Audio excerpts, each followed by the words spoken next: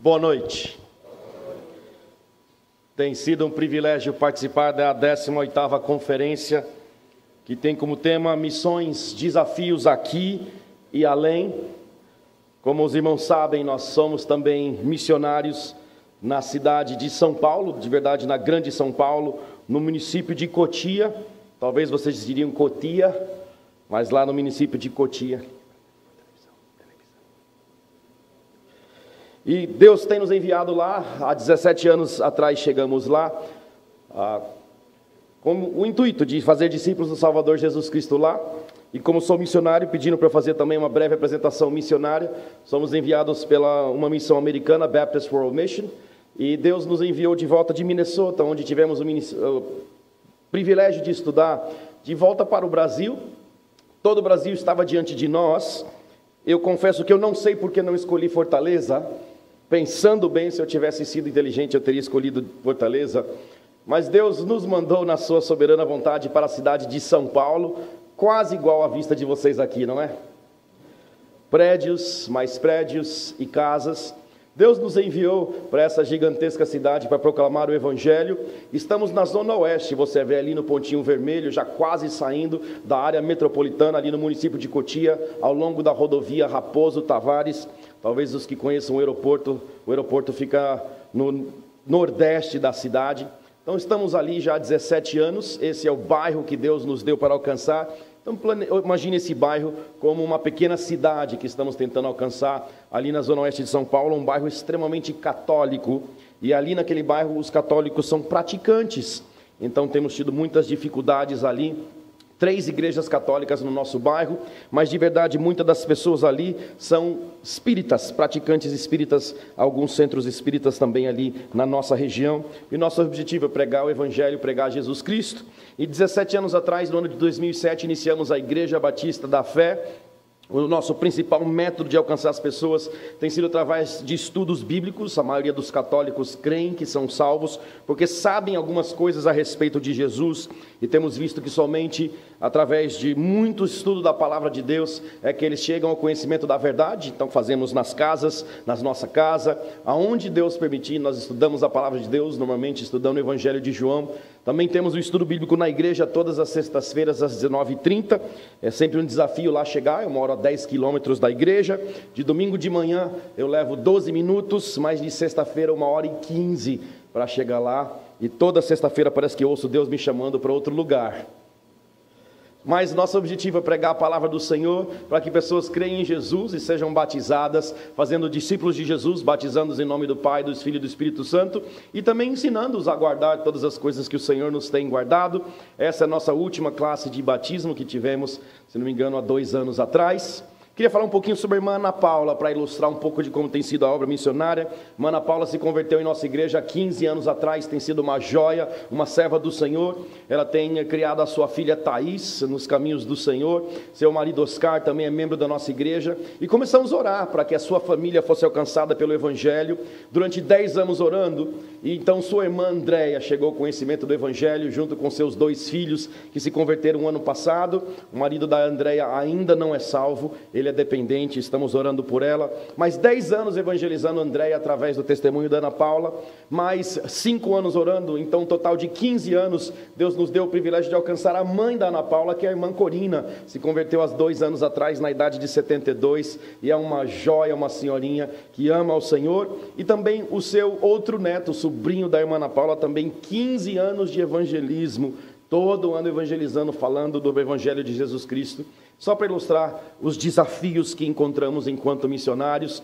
E aqui, várias famílias que o Senhor tem nos permitido alcançar, são todos primeira geração de crentes, pessoas que Deus nos permitiu que conhecessem o Evangelho lá na cidade de São Paulo. Então a gente louva ao Senhor por essas famílias que Deus tem trazido à nossa igreja através da proclamação do Evangelho. Somos uma igreja que tivemos a oportunidade de comprar este terreno no ano de 2014, não parecia muita coisa, tudo teve que ser demolido, mas começou a construir um Senai do outro lado da rua. O Senai limpou para nós o terreno, deixou esse terreno assim. É difícil comprar um terreno na cidade de São Paulo, os irmãos numa grande cidade entendem as dificuldades, mas construímos alguns muros de arrimo. E depois Deus nos permitiu construir uma casa pastoral lá no fundo, e durante 3 anos nos reunimos na casa pastoral lá na sala, aquela escada de madeira que nós mesmos construímos, e durante 3 anos ali reunimos enquanto construímos o nosso prédio. Terminamos o primeiro andar do nosso prédio, e mesmo sem estar terminado, nós começamos ali a nos reunir. Esse foi um dos primeiros cultos ali realizados, é claro, com presença de outras igrejas, e depois terminamos o segundo andar, e assim que o nosso prédio está nesse dia de hoje. Então louvamos o Senhor pelo prédio que Ele tem nos dado, pela oportunidade de plantar esta igreja. Achávamos o ano passado que essa igreja já estava pronta para ser graduada. Tínhamos um servo que estava sendo treinado já há 4 anos, mas infelizmente por causa do pecado ele foi afastado. Então estamos procurando um pastor que possa no futuro breve assumir esta igreja, e também estamos precisando de pianista, uns 30 músicos, uns 20 membros, e assim vai. Cadê o pastor Valnei? Tá bom, acho que ele não escutou eu falando isso não, então deixa eu aproveitar que ele não está ouvindo. Quem quiser ir para São Paulo, não sei por que você iria, mas quem quiser ir para São Paulo é mais do que bem-vindo. Lá na nossa igreja, muitas oportunidades de servir. Então estamos trabalhando lá e tentando fazer discípulos do Salvador Jesus Cristo. Esse é o nosso salão social no 2º andar. E como igreja batista temos mesa, porque os batistas gostam de comer, amém? Isso porque nós não bebemos, é por isso que comemos, porque nós não bebemos. Então temos atividades na igreja, e lá na laje temos uma pequena quadra também. E esta igreja que Deus nos permitiu plantar ali na zona oeste da cidade de São Paulo, Igreja Batista da Fé. Então contamos com a oração dos irmãos também, enquanto continuamos essa obra missionária naquela grande cidade ali em São Paulo. Convido os irmãos a abrirem suas Bíblias comigo nesta noite para 1 Tessalonicenses, capítulo 1. 1 Tessalonicenses, capítulo 1. Vimos nesta manhã a comissão do apóstolo Paulo, seu chamado para levar o evangelho aos gentios, aos perdidos. Lá em Atos 17, Lucas, o autor, nos explicou como Paulo chegou à cidade de Tessalônica. Temos aqui a epístola aos Tessalonicenses. Paulo, nós vimos ontem à noite, foi chamado para Macedônia. Ele recebeu de Deus uma visão dizendo: venha a Macedônia. Então Paulo, Silas, Lucas e Timóteo foram para Macedônia, para Filipos, onde nós vimos na noite passada que Lídia e sua família creram em Cristo, o carcereiro e sua família creram em Cristo. Eles foram aprisionados, mas depois foram libertos. E depois de encorajar esses crentes lá, a próxima cidade que Paulo evangelizou foi a cidade de Tessalônica. Chegando lá, Atos 17 nos diz: por 3 sábados ele ministrou na sinagoga, e o Senhor operou grandes coisas ali, em que muitas pessoas nessa cidade creram em Jesus como seu Salvador, incluindo várias mulheres. No entanto, nós lemos ali em Atos 17, muitos judeus incrédulos começaram a se opor à obra de Deus, e começaram a perseguir tanto a Paulo quanto os cristãos. Então os cristãos nessa cidade enfrentaram muitas lutas, muitas dificuldades, muitas perseguições, e Jason, um desses membros, foi até preso. É possível visitar a cidade de Tessalônica nos dias de hoje, mas se você for lá para a Grécia, em vez dela ser chamada Tessalônica, ela é chamada por Tessaloniki, que é a sua pronúncia. Ela é um importante centro industrial na Grécia, e a 2ª maior cidade logo após Atenas. Ao estudar a igreja de Tessalônica, vemos que o nascimento desta igreja está ligada à obra missionária. Veremos que a obra missionária tem a ver com a proclamação do evangelho, como acabamos de ouvir pelo número especial do coral. A obra missionária está ligada à proclamação do evangelho, à pregação das boas novas de Jesus. Precisamos lembrar que o evangelho é o poder de Deus para a salvação, e o poder de Deus é eficaz para mudar e transformar vidas. E Paulo plantou uma igreja ali. Ele levou muito menos tempo do que nós estamos levando ali na cidade de São Paulo, mas mesmo assim Paulo plantou uma igreja ali, e ele está lembrando a eles que o evangelho ali chegou não somente em palavras, mas também em poder no Espírito Santo. Então a igreja de Tessalônica, a qual nós temos essa epístola, foi fundada através da obra missionária, por causa do impacto do evangelho na vida das pessoas. Então hoje à noite vejamos o impacto do evangelho em Tessalônica. Eu sei que depois vão me perguntar o título, então o título é o impacto do evangelho. Vejamos aqui nesse capítulo a proclamação do evangelho. Em segundo lugar, a recepção do Evangelho. Em terceiro lugar, a transformação do Evangelho. E por último, a multiplicação do Evangelho. Leiamos o primeiro capítulo. Paulo e Silvano e Timóteo, a igreja dos Tessalonicenses, em Deus o Pai e no Senhor Jesus Cristo, graça e paz tenhais de Deus, nosso Pai, e do Senhor Jesus Cristo. Sempre damos graças a Deus por vós todos, fazendo menção de vós em nossas orações, lembrando-nos sem cessar da obra da vossa fé, do trabalho do vosso amor e da paciência da esperança em nosso Senhor Jesus Cristo, diante de nosso Deus e Pai. Sabendo, amados irmãos, que a vossa eleição é de Deus, porque o nosso Evangelho não foi a vós somente em palavra, mas também em poder, no Espírito Santo e em muita certeza ou convicção, como bem sabeis, quais fomos entre vós por amor de vós. E vós fostes feitos nossos imitadores e imitadores do Senhor, recebendo a palavra em muita tribulação, com gozo no Espírito Santo, de maneira que fostes exemplo para todos os fiéis na Macedônia e Acaia, porque por vós soou a palavra do Senhor, não somente na Macedônia e Acaia, mas também em todos os lugares a vossa fé para com Deus se espalhou, de tal maneira que já dela não temos necessidade de falar coisa alguma, porque eles mesmos anunciam de nós qual a entrada que tivemos para convosco, e como dos ídolos vos convertestes a Deus, para servir ao Deus vivo e verdadeiro, e esperar dos céus a seu Filho, a quem ressuscitou dos mortos, a saber, a Jesus, que nos livra da ira futura. Paulo, preocupado com esta igreja, havia enviado a eles Timóteo, e Timóteo havia retornado a Paulo, diz o capítulo 3, versos 6 e 8, Paulo havia enviado Timóteo, Timóteo havia retornado com uma boa notícia desta igreja.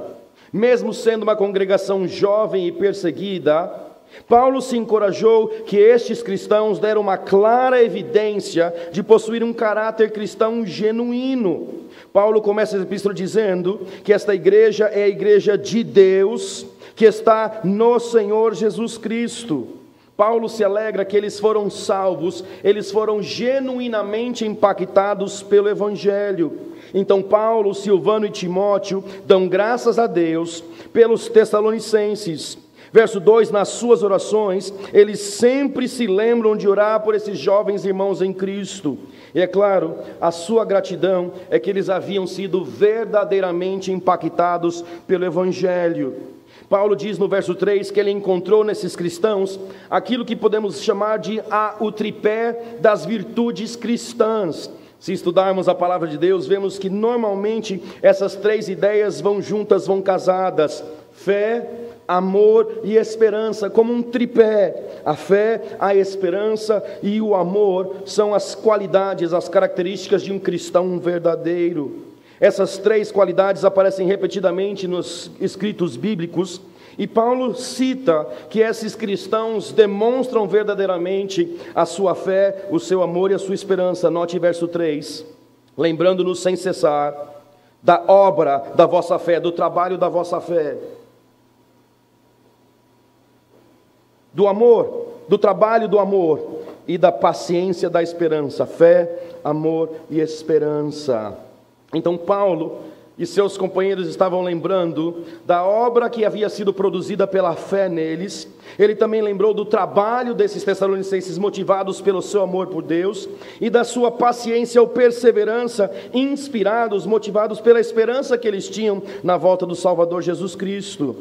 Estes tessalonicenses haviam sido verdadeiramente convertidos pelo Evangelho, eram verdadeiros seguidores de Jesus Cristo, e isto era notório e nítido em suas vidas. Ao examinar as suas vidas, era possível ver sua fé, o seu amor e a sua esperança, qualidades de verdadeiros cristãos.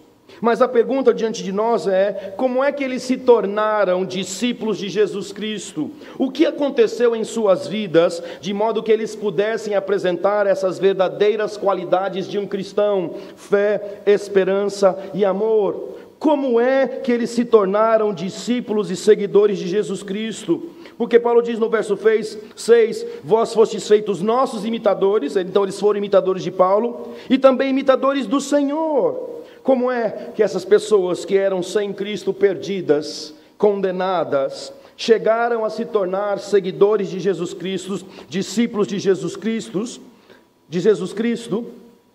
A resposta simples a essa pergunta é através da obra missionária. Deus enviou uma equipe missionária, Paulo, Silas, Lucas e Timóteo. Talvez Silas tenha ficado lá em Filipos um tempo a mais, mas Deus enviou uma equipe missionária para que esses perdidos da cidade de Tessalônica pudessem se tornar seguidores. Então note, em 4 simples passos, o impacto do Evangelho na cidade de Tessalônica, ou Tessalonique, se você assim preferir.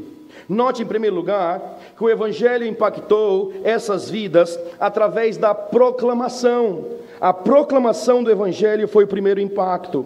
Paulo diz, verso 5, porque o nosso Evangelho não foi a vós somente em palavras, mas em poder e no Espírito Santo, e em muita certeza, como bem sabeis quais fomos entre vós, por amor.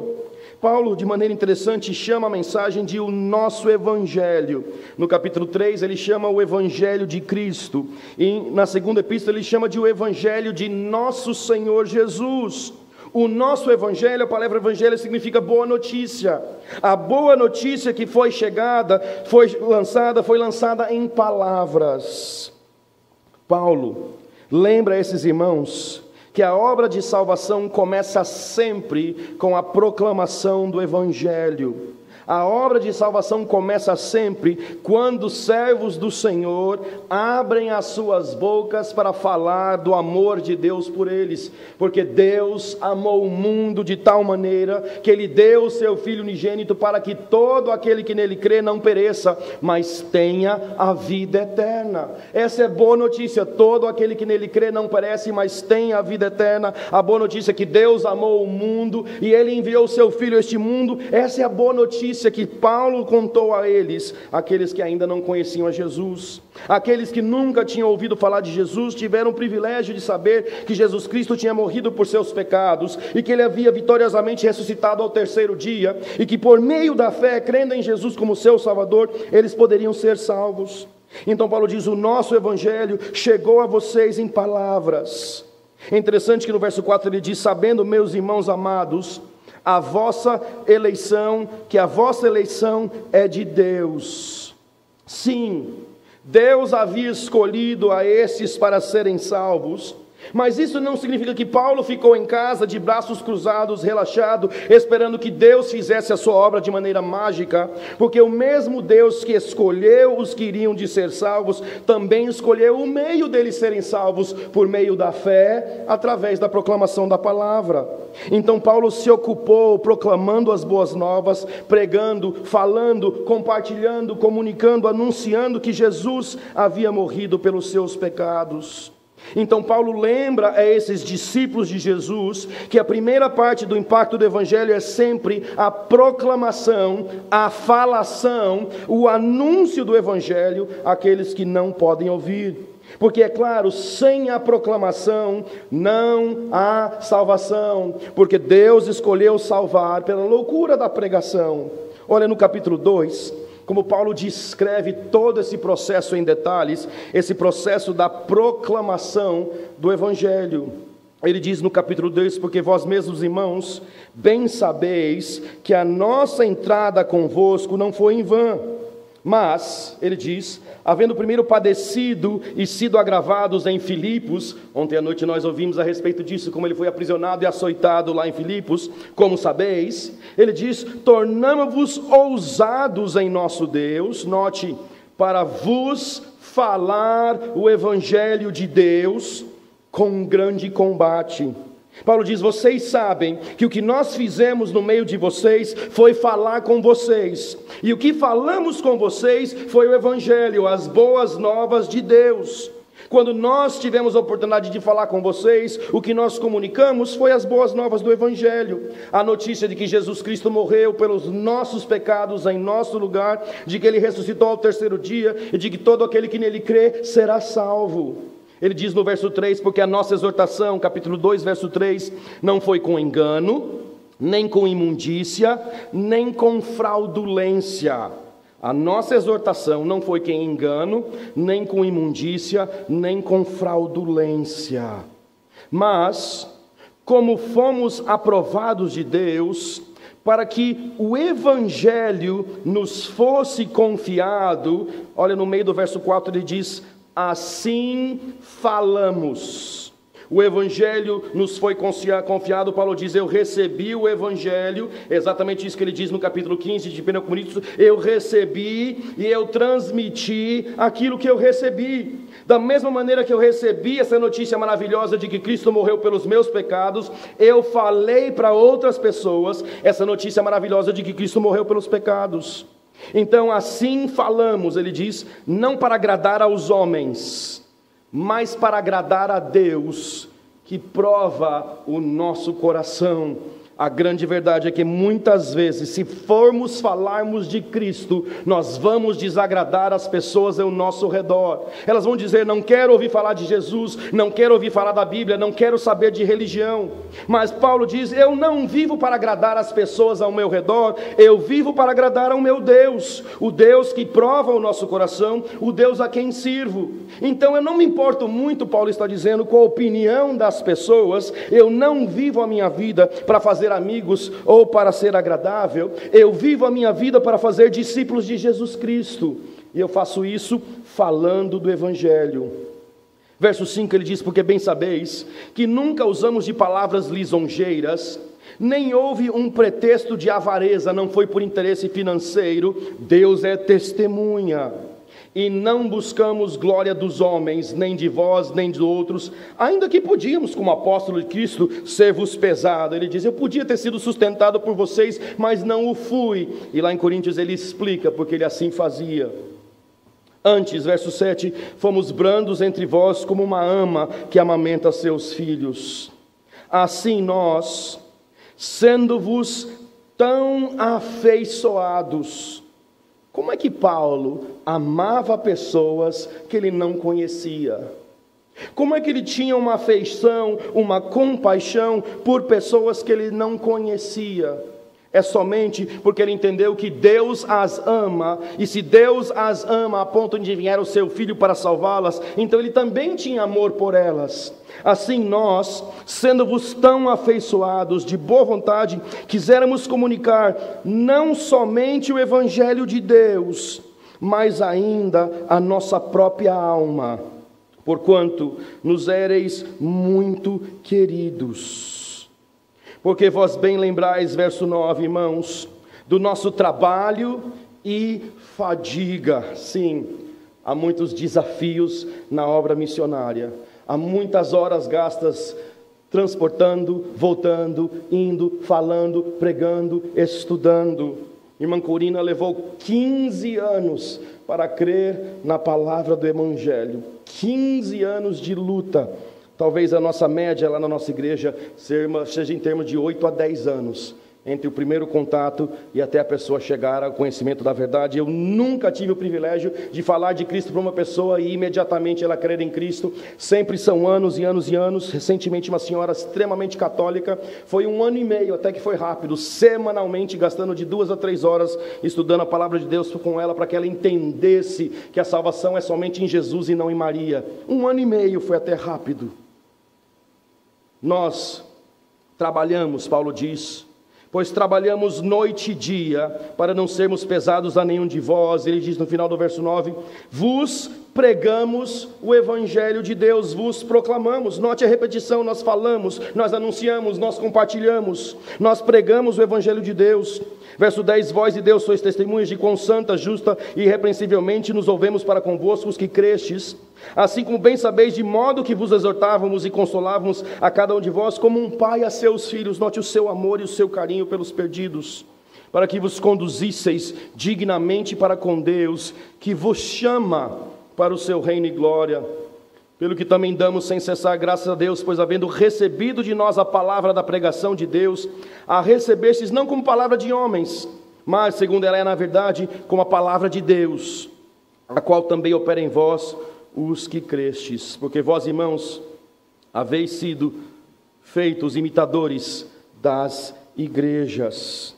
O primeiro passo da obra missionária é sempre o passo da proclamação. Literalmente falar de Jesus, falar quem Ele é, falar o que Ele fez e falar que as pessoas precisam crer nele como seu Salvador para serem salvas. Paulo lembra a esses cristãos tessalonicenses que ele proclamou a palavra. E ele cita que essa palavra que é proclamada é uma mensagem poderosa. Volta comigo no capítulo 1, verso 5. A mensagem que é proclamada é uma mensagem poderosa. Ele diz, porque o nosso evangelho não foi a vós somente em palavras, mas também em poder.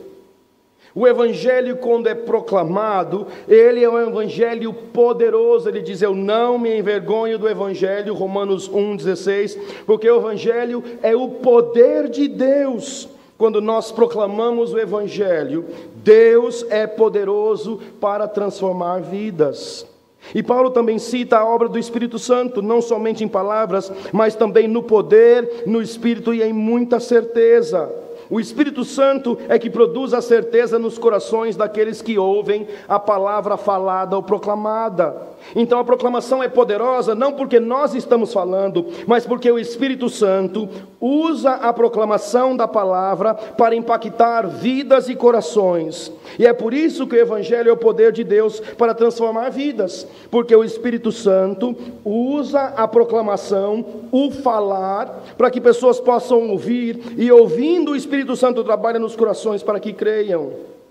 Lá em 1 Coríntios 2, Paulo explica esse processo de maneira bem semelhante. Ele diz, irmãos, não, quando eu fui ter convosco, eu não fui com excelência de palavra ou de sabedoria. Às vezes a gente diz assim, eu não sei evangelizar. Ninguém sabe. O que nós podemos fazer é falar de Jesus e do que Ele fez. Porque ele diz, a minha pregação não foi com palavra ou sabedoria, anunciando o testemunho de Deus, pois decidi não saber coisa alguma entre vós, a não ser Jesus Cristo e esse crucificado. Então se você sabe quem Jesus é, e se você sabe que Ele morreu na cruz, você pode falar. Ele disse, eu estava convosco em fraqueza, em temor e muito tremor. Não sei se acontece com vocês, mas toda vez que eu abro a palavra de Deus, normalmente eu escolho João capítulo 3 para fazê-lo, quando eu começo a falar de Cristo, minhas pernas começam a tremer, eu fico nervoso. Será que eles vão fazer alguma pergunta que eu não sei responder? Será que eles vão ficar bravos comigo? Porque eu vou acabar dizendo que eles já estão condenados porque ainda não creem no nome do Filho de Deus. Eu vou dizer para eles que sobre eles a ira de Deus permanece. E me encoraja a saber que Paulo disse, toda vez que eu falava com fraqueza, temor e tremor. É como se suas pernas tremessem quando eu abria a boca para falar. A experiência dele era igual à nossa. Ele disse, a minha palavra e a minha pregação não consistiram em palavras persuasivas de sabedoria humana. Paulo diz, não foi a minha inteligência, nem a minha capacidade de argumentação que levaram as pessoas a conhecer Jesus Cristo. Mas ele diz, não foram palavras de sabedoria, mas em demonstração do poder e do Espírito Santo, para que a vossa fé não se apoiasse nos homens, mas no poder de Deus. Temos uma mensagem poderosa porque o Espírito Santo opera em poder. Note que Paulo diz, mas também em poder, no Espírito Santo e em certeza. Em poder e em certeza. É como se o Espírito Santo trabalhasse poderosamente para dar a pessoas a certeza de que aquilo que está sendo falado é verdadeiro, é necessário para que a pessoa creia. Então, quando nós falamos de Jesus, o Espírito Santo age poderosamente nos corações, para que aquelas pessoas saibam que aquilo que está sendo falado não vem de nós, mas vem do próprio Deus, e o Espírito Santo lhes dá a certeza. Lembre-se do dia em que você se converteu. Lembra? Parece que o irmão Armin foi no século passado, ou 200 anos atrás. Cadê? Está aqui. Ele está bem conservado. Lembra do dia? Alguém estava falando de Jesus para você, lembra? E você estava ali ouvindo, mas chegou uma hora que você teve certeza absoluta, não de que aquela pessoa estava certa, mas de que a mensagem era verdadeira, de que você era pecador e de que você precisava ser salvo dos seus pecados por Jesus Cristo. E tendo essa certeza, você creu em Jesus como seu Salvador. E Paulo diz: isso é obra do Espírito Santo. É o Espírito Santo que convence as pessoas quando nós falamos. Então o nosso trabalho não é converter, o nosso trabalho não é ganhar almas, o nosso trabalho é falar. Quem converte é Deus, e é o Espírito Santo que age de maneira poderosa, transformando, impactando vidas completamente entregues ao pecado, para que a glória seja somente de Deus. Então Paulo fala que a obra missionária começou com a proclamação do Evangelho, mas note em segundo lugar, que quando o Evangelho foi proclamado, ele foi também recebido. Ele foi também recebido. Verso 7, verso 6, e vós fostes feitos nossos imitadores e do Senhor, recebendo a palavra.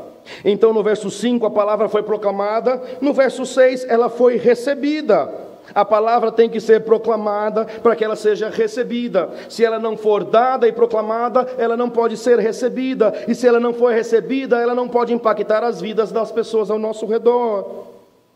Então o Evangelho foi primeiro proclamado, mas em segundo lugar, ele foi recebido. O verso 6 começa com uma ênfase no e vocês, ou e vós, e vós.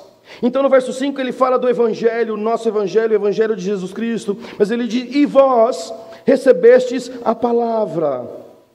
E é claro, como consequência de terem recebido a palavra, eles se tornaram discípulos de Jesus. E vós fostes feitos nossos imitadores e do Senhor. Ele está dizendo: vocês se tornaram discípulos de Jesus. Como? Recebendo a palavra. No capítulo 2, verso 13, ele explica esse processo. Olha comigo mais uma vez, 2:13.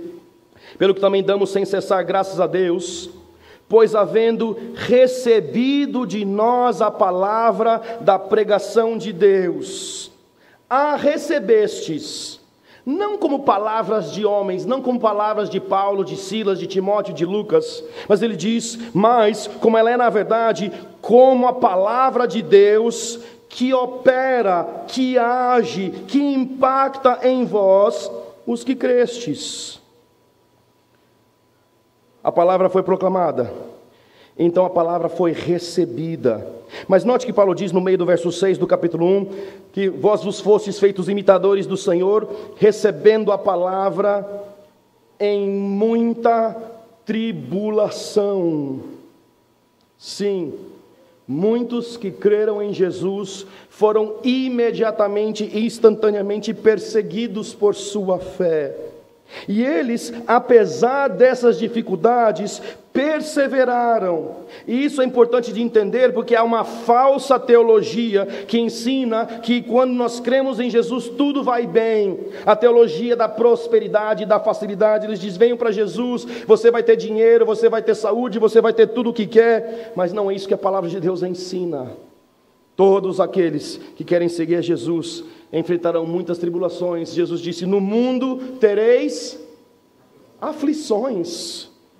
Não é fácil ser cristão, o caminho é estreito, é difícil e poucos o que entram nesse caminho. Já o caminho da perdição é largo, é espaçoso, é confortável, ele é fácil. Paulo diz: vocês receberam a palavra em muita tribulação, em muita perseguição, em muita dificuldade. Diz lá em Atos 17 que alguns deles creram e ajuntaram-se com Paulo e Silas, e também uma grande multidão de gregos religiosos e não poucas mulheres distintas.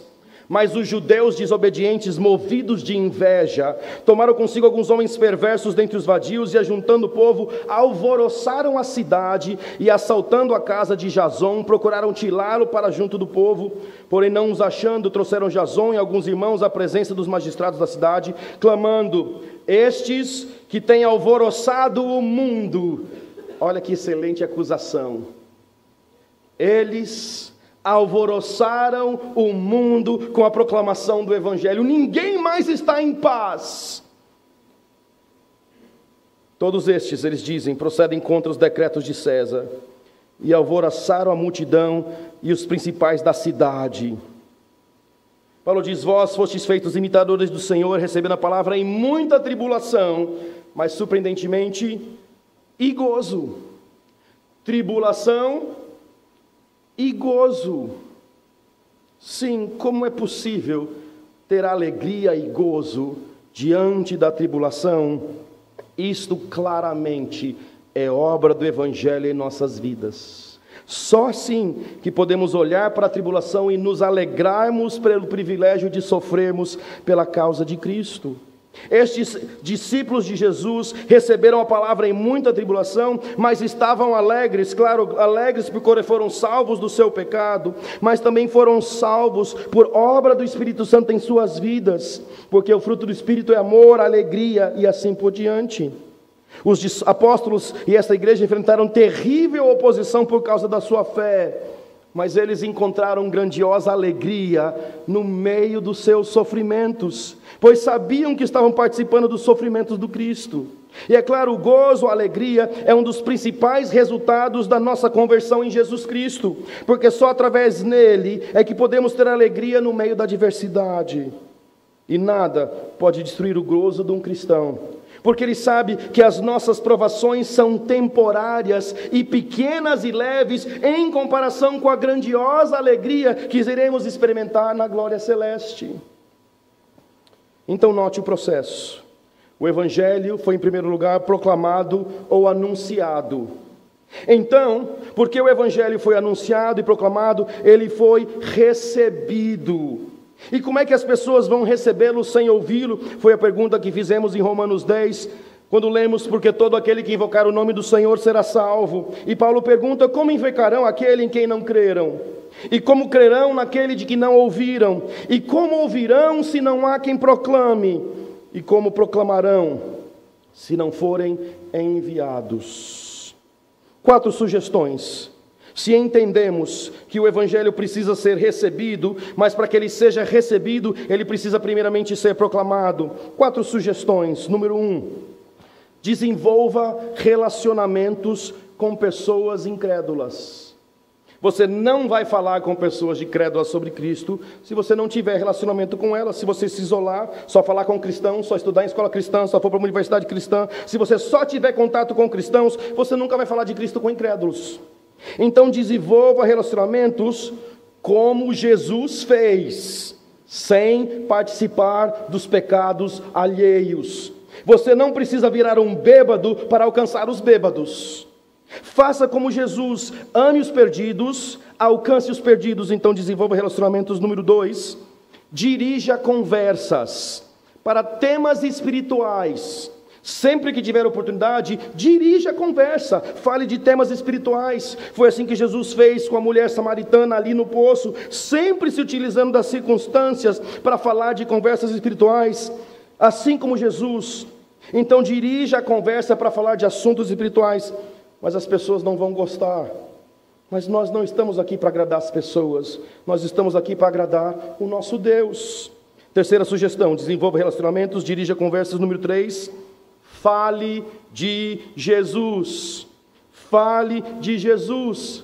Fale de quem Ele é e fale do que Ele fez. E é claro, fale do que Ele pode fazer na vida das pessoas. Fale de Jesus muito mais do que você fala de qualquer presidente. Sim, temos falado muito de política e muito pouco de Jesus. Nenhum presidente pode transformar vidas como Jesus pode. Fale de Jesus. E é claro, significa não fale de si mesmo, não fale da sua sogra, fale de Jesus. Eu penso que numa cidade bastante quente, deve ser bastante fácil. Você pode dizer: puxa, está quente hoje, né? Imagine como vai ser uma eternidade no inferno.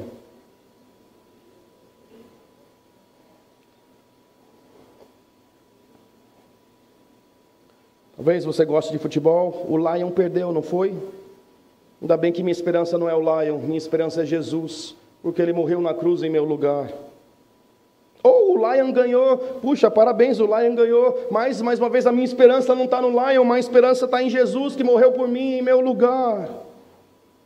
Desenvolva relacionamentos como Jesus fez. Dirija a conversa para temas espirituais como Jesus fez. Fale de Jesus, quem Ele é, o que Ele fez e o que Ele pode fazer. Número 4, ofereça para estudar a Bíblia com as pessoas perdidas. Esse tem sido o nosso método número 1 de alcançar pessoas perdidas em São Paulo. Talvez seja um método que funcione aqui em Fortaleza também, não sei. Fala com o pastor Valnei, ele pode ajudá-lo. Mas ofereça estudos bíblicos. Abra a Bíblia e explique a Bíblia para os incrédulos. Deixe eles fazerem perguntas da palavra de Deus. Como assim, somente crendo em Jesus, como assim Ele é o único que pode salvar? Por quê? Desenvolva relacionamentos, dirija conversas, fale de Jesus, ofereça estudos bíblicos. Então note que nós vemos aqui 4 passos do Evangelho. Em primeiro lugar, o Evangelho foi proclamado. Em segundo lugar, ele foi recebido. Note o terceiro impacto do Evangelho. O terceiro impacto foi a transformação que vemos pelo Evangelho. Note no verso 9, como Paulo descreve a transformação ou o impacto do Evangelho na vida dessas pessoas.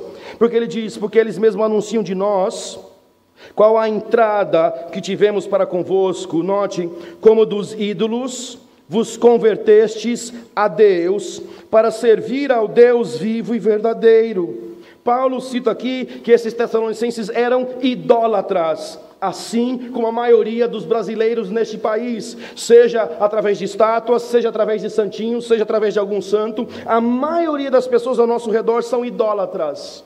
E Paulo fala da grande transformação, porque as pessoas antes serviam aos ídolos, mas ouvindo o Evangelho, recebendo o Evangelho, eles se converteram, eles mudaram de vida, eles se afastaram dos ídolos e passaram, finalzinho do verso 9, a servir a Deus.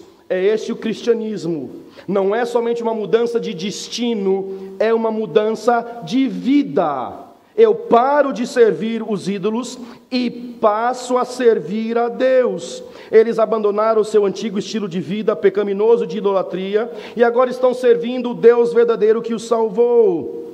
Então, precisamos entender que a pessoa que afirma que é salvo, mas continua uma vida como se Deus não existisse, não é salva. Porque aqueles a quem Deus escolhe, aqueles a quem Deus salva, Ele também transforma. E houve uma grande transformação na vida dessas pessoas, não só porque eles abandonaram os ídolos para servir a Deus, mas nós já vimos no verso 3 que eles passaram a demonstrar as marcas de um cristão. A obra da vossa fé, uma fé que trabalha, que opera. Tenho ficado impressionado como tantos irmãos trabalham aqui nessa igreja, seja servindo à mesa, seja no coral, seja em tantas outras áreas. Pessoas ocupadas, pessoas com profissões, mas pessoas que não usam seu trabalho como desculpa para não servir a Deus. E é tão fácil dar desculpa para não servir a Deus. A fé deles resultou num trabalho, verso 3. Também o seu amor. Paulo diz, eu vejo o amor de vocês. Eles foram transformados de maneira que eles demonstravam amor. Amor, é claro, uma evidência de salvação, porque Paulo diz, o amor de Deus é derramado em nossos corações pelo Espírito Santo que nos foi dado. E somos ensinados por Deus a amar uns aos outros. Então Paulo diz, é possível ver a evidência da transformação, não só pela fé de vocês, uma fé operante, uma fé que trabalha, uma fé que é verdadeira, mas também através do amor, e ele diz em terceiro lugar, também através da esperança. A esperança no retorno de Jesus Cristo. Verso 10 ele diz que esses cristãos estão esperando dos céus a seu Filho, a quem ressuscitou dos mortos, a saber, Jesus, que nos livra da ira futura. Estes cristãos não tinham esperança nesta vida, estes cristãos viviam aqui esperando a volta do Senhor. E é claro, se esses cristãos há mais de 2000 anos atrás já esperavam o iminente retorno de Jesus, Jesus está muito mais perto de voltar hoje do que ele estava na época deles. Pode ser nesta noite. Eles estavam esperando dos céus a volta do seu Filho. Eu disse lá na igreja que se Jesus voltar, quem ficar para trás fica à vontade com o prédio. Pode fazer o que quiser. Fica com a chave, pode vender, pode ficar à vontade. Porque se Jesus voltar, eu não estarei mais lá. E talvez você não esteja mais também. Amém? Talvez alguns diáconos fiquem para trás, né, pastor Valnei? Não, os diáconos não. Está comigo ainda? Amém? Às vezes nós vivemos a vida como se a nossa vida fosse aqui, mas a maior parte da nossa existência vai ser no céu. E se nós não temos tempo para nossa comunhão com cristãos aqui, como vamos viver uma eternidade em comunhão com cristãos no céu? Fé, amor e esperança. Paulo diz que eles estavam esperando dos céus o Filho, a quem ressuscitou dos mortos. Então note que o Evangelho fez deles um povo eleito. Eles foram salvos e convertidos a Deus. Note que também eles se tornaram um povo exemplar. Eles foram feitos imitadores de Paulo e do Senhor Jesus Cristo. Note que eles também foram feitos um povo esperançoso. Então um povo eleito, um povo exemplar, um povo esperançoso e também um povo evangelista. Então vejamos a quarta maneira em que o Evangelho impactou no verso 7. Ele diz: de maneira que fostes exemplo para todos os fiéis na Macedônia e Acaia. De maneira que fostes exemplo para todos os fiéis na Macedônia e Acaia. Então eu pergunto rapidamente para nós aqui: se outros cristãos fossem ser cristão da maneira como você é cristão, que tipo de igreja esta seria? Se outros cristãos fossem ser cristão como você é cristão, que tipo de igreja essa seria? Será que se todos forem imitar você, todos ficariam sabendo do seu amor que opera, que trabalha, da sua fé e da sua esperança, da sua vida de transformação, da sua vida transformada pelo Evangelho? Paulo elogia esses cristãos, porque eles, recebendo o Evangelho, tendo sido impactados ou transformados pelo Evangelho, se tornaram um exemplo. Note o verso 8, como? Porque por vós soou a palavra do Senhor. Notou isso? Por vós. Ele está falando desses cristãos, desses discípulos de Jesus, desses que ouviram o Evangelho, desses que receberam o Evangelho, desses que foram transformados pelo Evangelho, e estes são aqueles que agora estão proclamando o Evangelho. Às vezes achamos que o Evangelho só deve ser proclamado pelos profissionais, pelos missionários, pelos pastores, por aqueles que têm tempo integral na obra. Mas não é isso que está acontecendo com esses cristãos. Eles se tornaram exemplo, porque através deles soou a palavra do Senhor. Não somente na Macedônia e Acaia, mas também em todos os lugares a vossa fé para com Deus se espalhou, de maneira que dela não temos nenhuma necessidade de falar alguma coisa, porque eles mesmos anunciam de nós qual a entrada que tivemos para convosco. Paulo elogia esses cristãos, porque apesar de serem muitos novos na fé, eles estavam ativos na proclamação do Evangelho, eles estavam passando para frente aquilo que eles haviam recebido o anúncio do Evangelho, e eles estavam agora proclamando o Evangelho, certamente porque eles entenderam que aqueles que não crescem no Evangelho estavam perdidos e condenados. Então, porque eles entenderam que as pessoas sem Cristo estavam perdidas e condenadas, eles tinham esse desejo, essa urgência de falar para os outros a respeito de Jesus. Por vós soou a palavra do Senhor.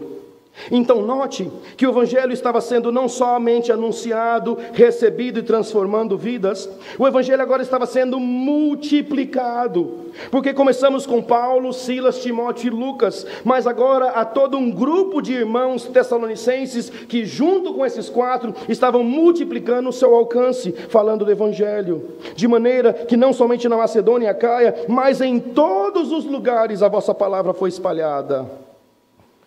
Os cristãos tessalonicenses se tornaram um exemplo para outras igrejas na região, porque através deles ressoou. Interessante essa palavra, não somente porque por vós soou. Essa palavra soou tem a ideia de som de um trovão, do barulho de uma multidão, um som alto, de alto alcance ou de longo alcance. A ideia de que em todo lugar próximo o som da pregação alcançou os ouvidos como de uma trombeta forte. A ideia de que várias pessoas desta igreja saíram para proclamar o Evangelho. A proclamação do Evangelho foi feita em alto volume, em alto som, alcançando o máximo possível de pessoas. De modo que não temos necessidade de falar coisa alguma. Tão grande foi o esforço desses irmãos em Cristo, que a sua fé para com Deus se tornou conhecida. E a nossa fé? Será que as pessoas ao nosso redor sabem que nós cremos em Jesus como nosso Salvador? Será que eles sabem que nós vivemos por Cristo e para Cristo, esperando a volta de Cristo em breve? Não é surpresa de ouvir que eles haviam sido transformados pela palavra, abandonando os ídolos para servir a Deus. E eles estão servindo a Deus, multiplicando o Evangelho, falando para outras pessoas a respeito de Jesus. Como disse o grande pregador, um mendigo, dizendo para o outro mendigo, aonde encontrou o pão da vida. É assim que eles estão servindo a Deus. O Evangelho está sendo espalhado e propagado através deles. O Evangelho está sendo multiplicado, porque aquilo que eles receberam, eles estão passando adiante. E a pergunta é, se nós não falarmos de Cristo, como é que as pessoas vão ouvir? E se não ouvirem, como crerão? E como é que o Espírito Santo vai usar a palavra de maneira poderosa, se não há quem fale, se não há quem proclame?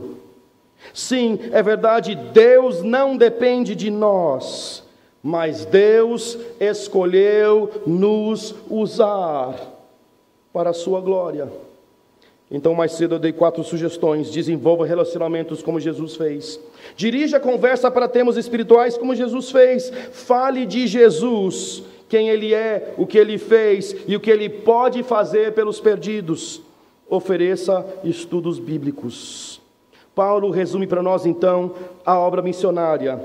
Ela envolve a proclamação do Evangelho, a recepção do Evangelho, a transformação do Evangelho e a multiplicação do Evangelho. E o Senhor está usando o Evangelho na Igreja Batista da Fé lá em São Paulo. Deus está transformando vidas. E o Senhor, tenho certeza, está usando o Evangelho aqui em Fortaleza, através desta igreja e de outras igrejas. O Senhor está usando o Evangelho. Ouvimos vários missionários essa semana em diversas cidades, muitas das quais eu nunca tinha ouvido falar antes, mas me encorajou o coração saber de 10, 20, 30 pessoas que foram transformadas pelo Evangelho de Jesus Cristo. Pessoas que estavam perdidas, mas foram enviadas e proclamaram o Evangelho, seja na fila da caixa, seja com as crianças, seja em qualquer lugar na rua. Pessoas que estão proclamando o Evangelho, para que os perdidos possam ouvir o Evangelho, e ouvindo o Evangelho, o Espírito Santo impacta o coração, convence e persuade, de maneira que eles creem em Deus e são transformados por Deus.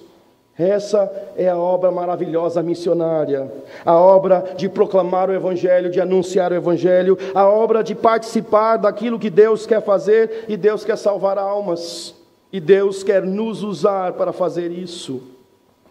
Vimos nesses dias a obra de proclamar o Evangelho, a bênção de proclamar o Evangelho, a importância de pregar o Evangelho, e estamos vendo a multiplicação da proclamação do Evangelho. Sim, missões envolvem desafios. Desafios aqui e desafios além. O tema desta conferência tem sido: hão de vê-lo aqueles que não tiveram notícia dele. Como? Vão compreendê-lo os que nada tinham ouvido a seu respeito. Como? Os que não ouviram o entenderão. Os que nunca tiveram notícia dele o verão. Como? Pessoas que nunca tiveram notícia de Jesus, eles podem conhecer o falso Jesus, não o Jesus bíblico. Então, pessoas que nunca tiveram notícias de Jesus, pessoas que não ouviram que só Jesus pode salvá-las da condenação eterna do pecado, serão salvas. Como? Pela proclamação, recebimento, transformação e multiplicação do Evangelho de Jesus Cristo. Que Deus nos use para a sua glória. E é claro, Deus ele é glorificado quando o Evangelho, quando a boa notícia de Jesus é proclamado, anunciado, falado para almas perdidas. Pessoas cegas, entenebrecidas, escravizadas, mas que quando ouvem a poderosa proclamação de Jesus Cristo, e quando o Espírito Santo trabalha em seus corações, creem em Jesus como seu Salvador e são transformados pela maravilhosa pregação do Evangelho. Que grande privilégio Deus nos deu de participarmos da obra missionária. Que Deus nos ajude a glorificá-lo, falando do Evangelho, anunciando às nações que Jesus Cristo é o caminho, a verdade e a vida, e que ninguém pode chegar ao Pai senão por Ele. Que Deus amou o mundo de tal maneira que Ele deu o Seu Filho unigênito, para que todo aquele, qualquer um que nele crer, não vai perecer, mas terá a vida eterna, porque Deus não enviou o Seu Filho ao mundo para condenar o mundo, mas para que o mundo, por Ele, fosse salvo. Que grande privilégio Deus nos deu como igreja, como discípulos de Jesus, de sermos usados por Deus, para que os perdidos cheguem ao conhecimento do Evangelho de Jesus Cristo. Que Deus nos ajude a vivermos para a sua glória. Oremos. Nosso Deus e Pai, obrigado porque o Senhor trouxe aos nossos ouvidos a maravilhosa notícia de que Jesus Cristo morreu por nós. Obrigado porque Teu Espírito Santo atuou em poder, nos convencendo da nossa necessidade. Obrigado porque o Senhor nos salvou do pecado. Obrigado porque agora somos imitadores de Cristo, discípulos de Jesus Cristo. Mas nos ajuda, Senhor, a sermos lembrados que a vontade do nosso Salvador é que façamos discípulos de todas as nações. Então nos ajuda, Senhor, a falar do Evangelho. Senhor, eu oro nesse instante mais uma vez pelos muitos missionários que apresentaram os seus ministérios essa semana.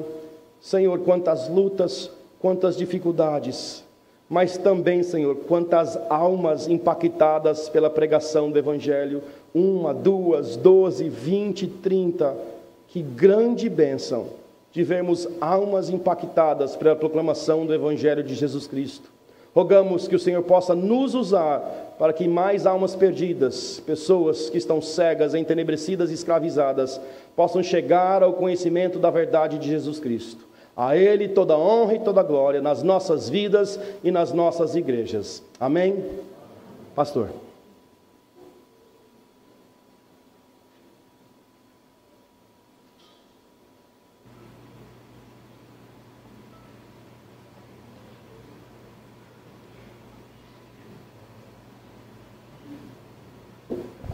Quantas bênçãos maravilhosas recebemos desde quinta-feira, desafios sobre como proclamar o Evangelho do Senhor Jesus Cristo.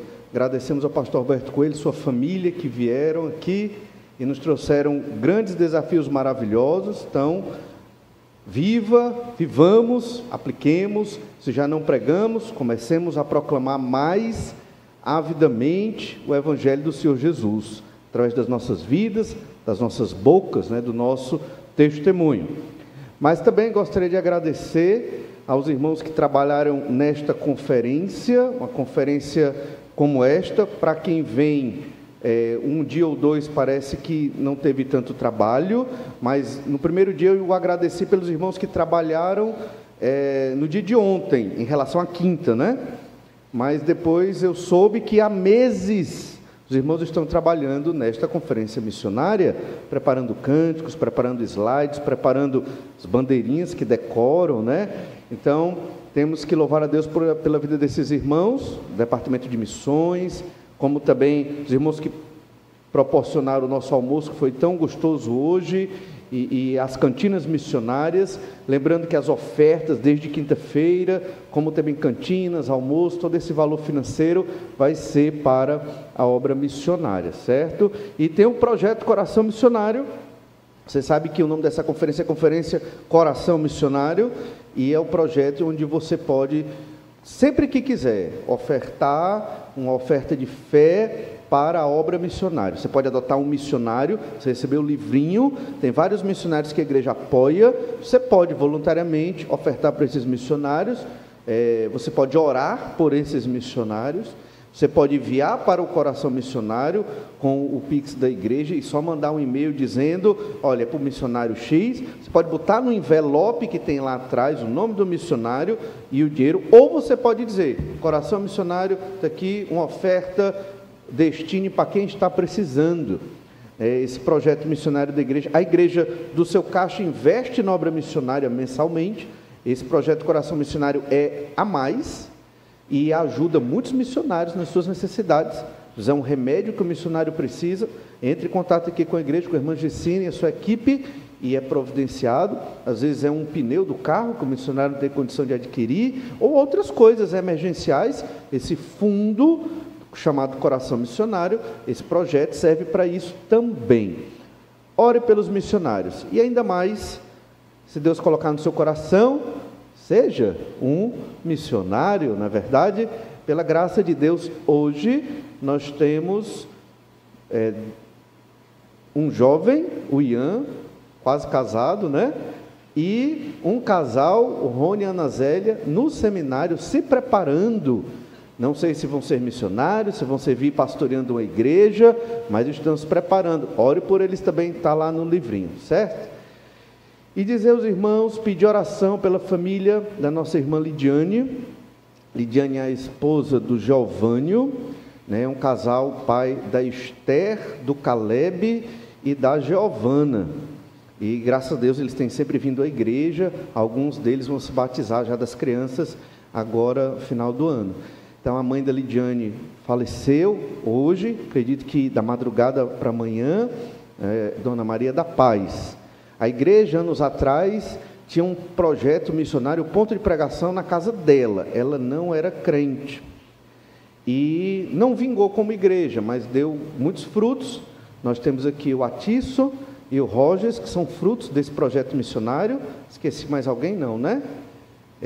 Tem o Henrique também e a Lídia, né? Mas eles têm vindo pouco, mas são frutos desse projeto missionário. O fato é que a Dona Maria da Paz partiu. A gente foi agora há pouco lá no velório, mas a Lidiane falou de Cristo para ela, e ela, pouco tempo antes do seu falecimento, reconheceu Jesus como Senhor e Salvador. Então, é momento de agradecer a Deus por isso. Lidiane testemunhou, sua mãe se arrependeu e pediu em oração para que Jesus a salvasse, né? Graças a Deus por essa bênção, e nos últimos instantes mesmo, mas pela graça do Senhor, né, chamada Paizinha, né, Dona Maria da Paz, ela creu no Senhor Jesus. Isso é um conforto para a família e para nós, que entendemos a confissão de fé desta senhora. Ela ouviu muito o Evangelho, até porque a congregação era lá no quintal da casa dela, mas ela nunca tinha crido. Muitos irmãos trabalharam nessa congregação anos atrás, mas ela não tinha crido, e agora, graças ao Senhor, ela confessou Jesus como Senhor e Salvador, arrependida dos seus pecados, né? Ore pela família, Lidiane, Giovanni, as crianças, que Deus esteja fortalecendo aquela família. Então, temos um tempo de oração silenciosa, pronto. Depois tem a cantina missionária, ótimo. Então, você tem mais um momento para orar silenciosamente. Aí, ore ao Senhor, seu Deus, medite em tudo que o pastor Roberto Coelho trouxe para nós. Deus abençoe sua semana, esteja sempre lendo sua Bíblia e procurando o Senhor em oração e pregando o Evangelho. Deus abençoe a todos e uma boa noite.